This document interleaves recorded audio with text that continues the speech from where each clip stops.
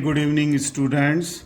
Now we are on the dorsum of the foot, and there is an important artery on the dorsal aspect of the foot, which is called as the dorsalis pedis. It is the chief artery of the foot. Now there can be a short notes which is very frequently asked about the dorsalis pedis artery. It may be framed like this. Write a short note on dorsalis pedis artery. Okay, and this answer should be written in the following heads: introduction, origin, course and relation, branches and applied importance. This will complete the dorsalis pedis artery, all the aspect of the dorsalis pedis artery. In introduction, I have already said that it is the chief artery or the main artery of the dorsal aspect of the foot, which supply the dorsal aspect of the foot, okay, as well as this also gives, it goes deep inside the sole, this artery penetrating the first intermetatarsal space, okay. Then it goes on to the plantar aspect where it forms a arch, okay, arterial arch. Just like the superficial and deep palmar arch, there are arches on the plantar aspect of the foot, okay. Now after this introductory remark, let us come to the second point, that is origin, from where this artery begins, okay.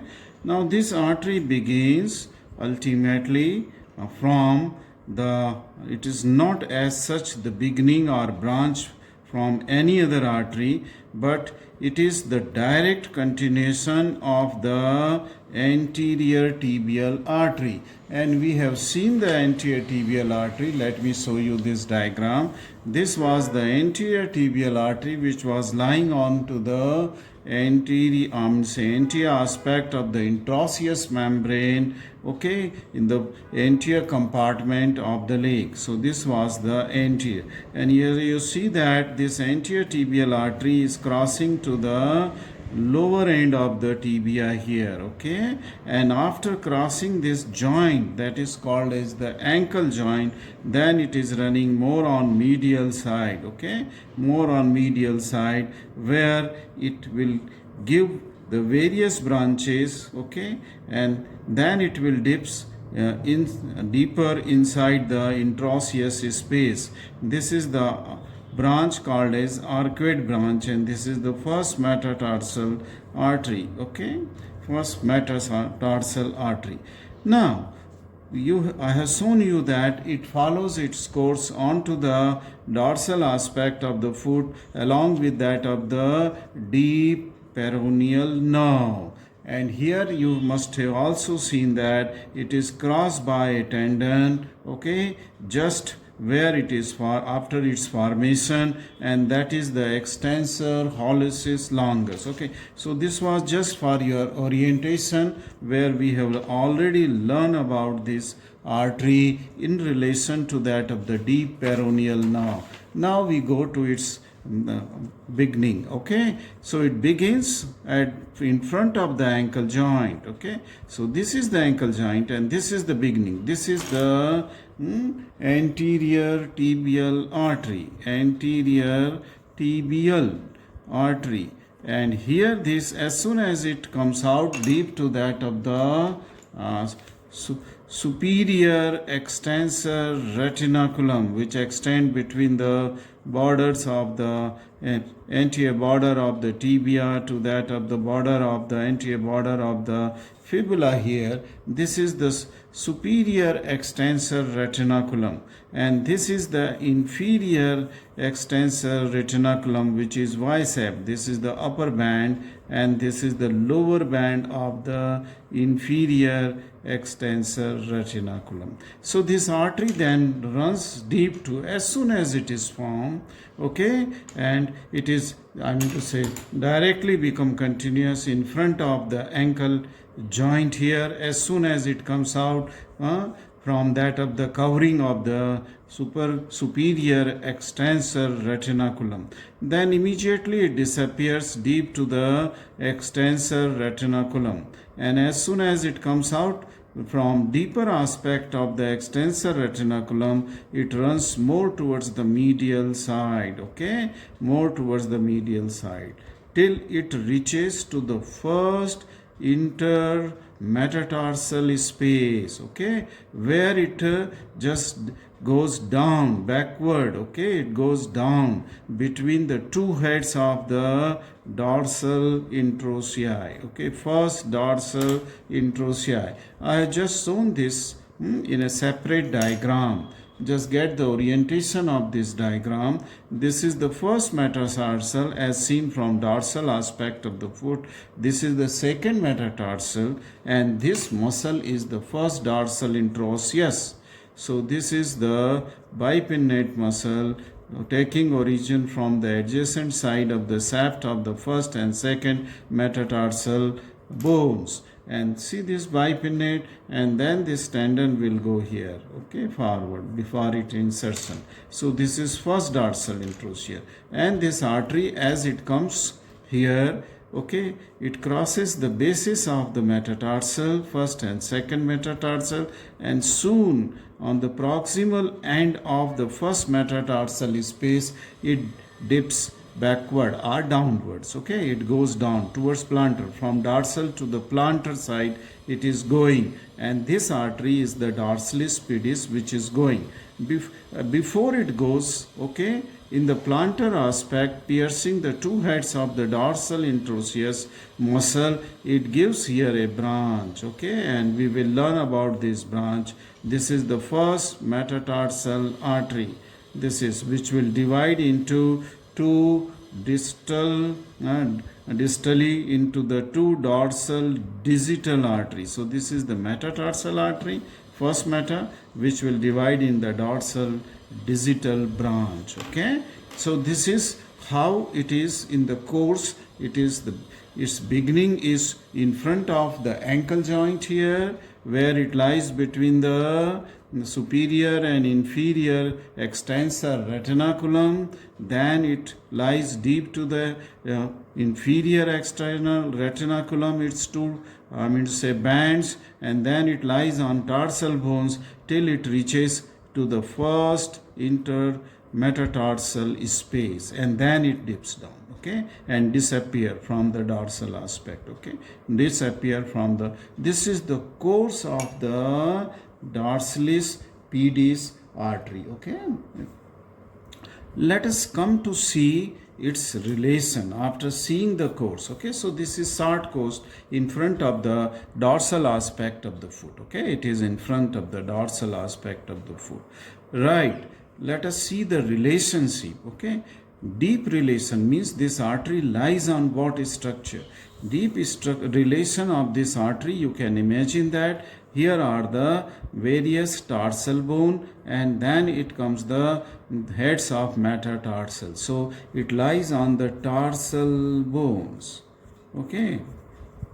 It lies on the tarsal bone, right from ankle joint here, deep to the ankle joint, it lies onto the tarsal bones. So deep relations are what? Tarsal bones, okay. It is the tarsal bones which are deeply related. Now its medial relation, okay. If we see the medial relation, there is the tendon of the extensor hallucis longus, okay. Medially is a tendon. Let me draw this tendon, okay. Medially, I will draw with some other color. Medially it lies, okay. Medial is a tendon, extensor hallucis longus, and this tendon has crossed, okay, in the just above its formation, and this is the extensor hallucis longus, and this tendon will go right up to the terminal phalanx, extensor hallucis longus tendon, okay. I'm sorry that I'm drawing it with some other color, blue color. Extensor hallucis longus, its medial relation, I think I can show you in this diagram also.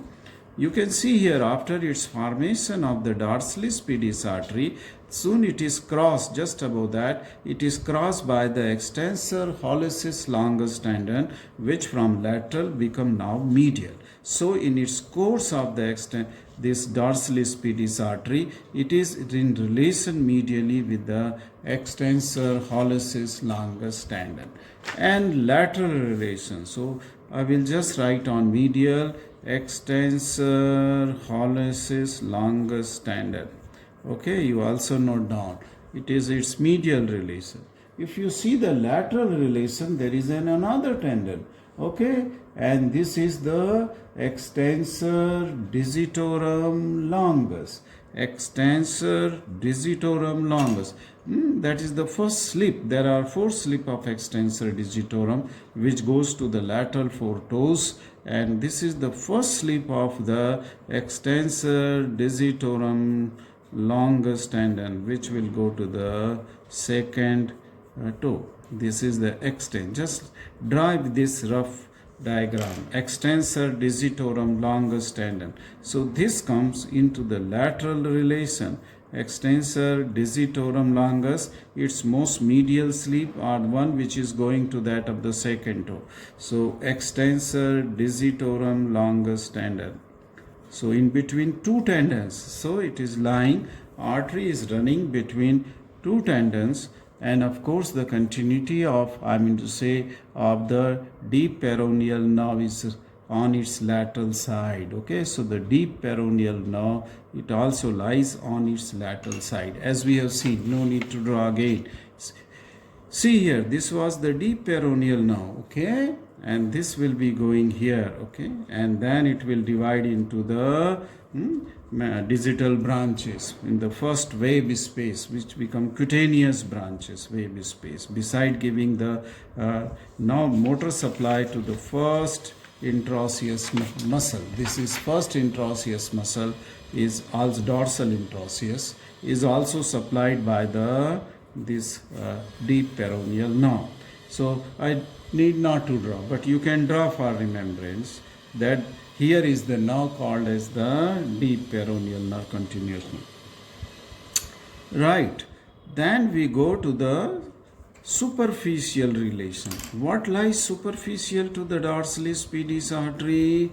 It is that means superficially it is crossed by the 2 bands of the extensor retinaculum, and then it directly comes under the skin and superficial fascia. So it is the skin and superficial fascia and the deep fascia. Okay, that will cover the artery. So artery is subcutaneous and not exactly subcutaneous but superficial. Okay, where it is skin superficial and deep fascia is covering to it. Okay, covering to superficial and deep fascia covering to it, and posteriorly it is directly resting onto the bones. Okay, bones till it is going deep inside the between the 2 heads of the first dorsal interosseous. Okay, so it is lying onto the bone, and this is the region, since we praise the dorsalis artery for pulsation, because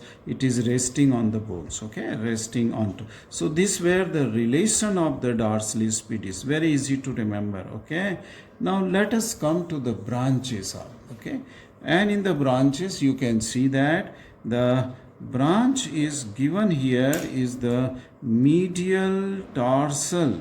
Okay, this as soon as it will come out from the lower band of the this extensor retinaculum, inferior extensor retinaculum, this will give a artery that is called as the medial tarsal artery. Medial tarsal artery. And similarly there will be a lateral tarsal artery. Okay, so there will be a lateral tarsal artery. So there is a medial tarsal artery and then there is a lateral. So I will write medial tarsal artery, and this is the lateral tarsal artery. So there is a medial tarsal artery and then there is a lateral tarsal artery, right? Okay, and then this third branch, what are the functions? I mean, say where it is supplying the blood, medial and lateral, they just take part in formation of the anastomosis, okay, around this ankle and the dorsal aspect of the foot. So they are the tarsal arteries, okay, okay. Then and supply the blood naturally to the neighboring tarsal areas, okay. Now then third artery is called as the arcuate. This is called as arcuate artery, okay. Dorsal, on the dorsal aspect, this is said to be the arcuate artery, okay.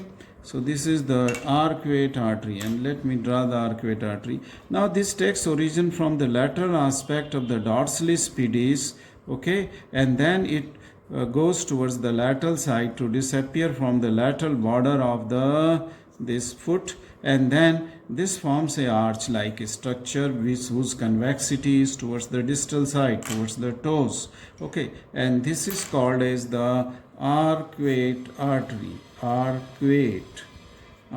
okay, right. Now there will be three branches coming out from this arcuate artery, and they are called as the metatarsal artery. This is the second metatarsal artery, which will divide into two to go to the second and adjacent site of the second and third toe, and they are called as the dorsal digital artery. Dorsal digital.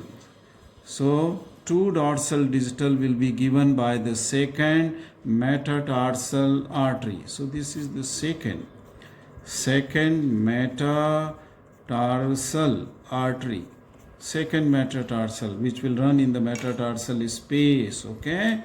Then this is the third metatarsal artery, okay. Again it will divide into two dorsal digital bhavar adjacent side of the third and the fourth toes, okay, third and fourth toes, and then this is the fourth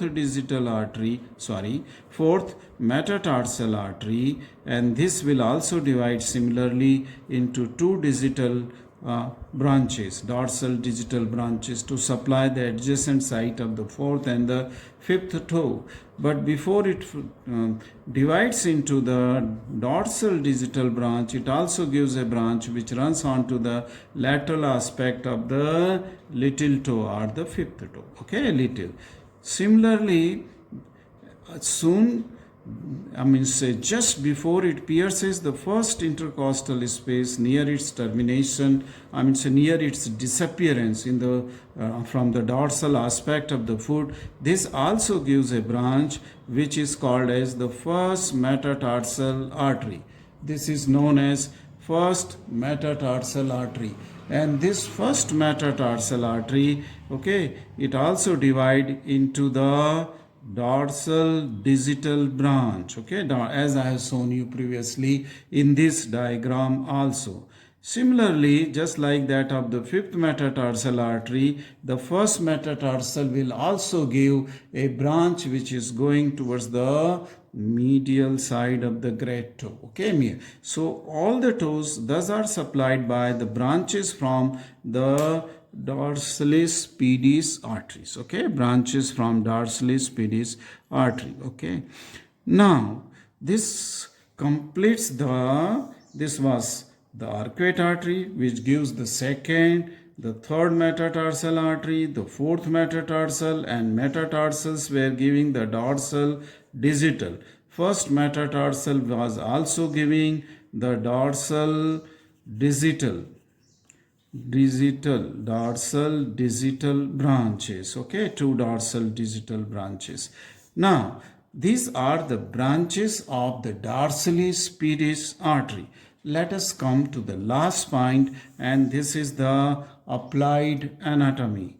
And this applied anatomy is in relation to the fact that this artery is used as for the pulsation. Why it is used as pulsation? Because all other artery, they are deep inside. Even popliteal artery is deep inside the popliteal fossa. No artery is that superficial from where you can feel the pulsation in the lower limb, I'm to say below the knee joint, okay, below the knee joint. Except I mean to say this is the only artery where the pulsation are very easily felt. Why? Because this artery lies just beneath the skin, okay, superficially beneath the skin, superficial fascia and deep fascia, and it is lying against the hard object on which you can press it. That is, it is lying on the tarsal bone against which you can press and feel the pulsation. And this pulsation are important to see whether the circulation is going, okay, satisfactorily in the lower limb or not, because in some of the arterial disease the lower limb arteries they get affected and the blood is going very slowly, or sometime after some time it doesn't go at all into the lower limb, okay. And this kind of the disease where it is the blood is going less into the foot is, they are an example of this is the Berger's disease, okay, which you will learn in your clinical classes. So this is an artery which is mainly used for the pulsation, okay, and as it goes between the two heads of the dorsal interosseous muscle, it will go on to the plantar aspect where it will anastomose with the branch, I mean say lateral plantar artery, okay, to form an arch. This completes the dorsalis pedis artery. Thank you very much for watching this video.